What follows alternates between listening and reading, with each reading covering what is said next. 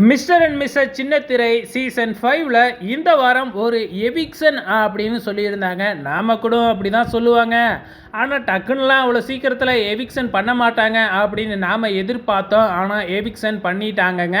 So எப்பயுமே eviction அப்படின்னாவே வந்து பார்த்திங்கன்னா ஒரு 2 ஜோடி அப்படி இல்லைன்னா ஒரு 3 ஜோடியை வச்சு அந்த 3 ஜோடிக்கும் காம்படிஷன் வச்சு அதில் யார் தோக்குறாங்களோ அவங்கள எலிமினேட் பண்ணுவாங்க. ஆனால் கொஞ்சம் வித்தியாசமாக இந்த முறை எந்த விதமான காம்படிஷனுமே வைக்காமல் எவிக்ஷன் பண்ணியிருக்கிறாங்க. ஸோ இந்த வாரத்திற்கான வின்னர் வந்து பார்த்திங்கன்னா அமித் மற்றும் ஸ்ரீரஞ்சனி அப்படிங்கிறது நமக்கு நல்லாவே தெரியும். மற்ற 11 ஜோடியையும் நிற்க வச்சு அதிலிருந்து ஒவ்வொருத்தவங்களாக வந்து பார்த்திங்கன்னா ரிஜெக்ட் பண்ணிக்கிட்டே வந்தாங்க. அதாவது சேவ் பண்ணிக்கிட்டே வந்தாங்க.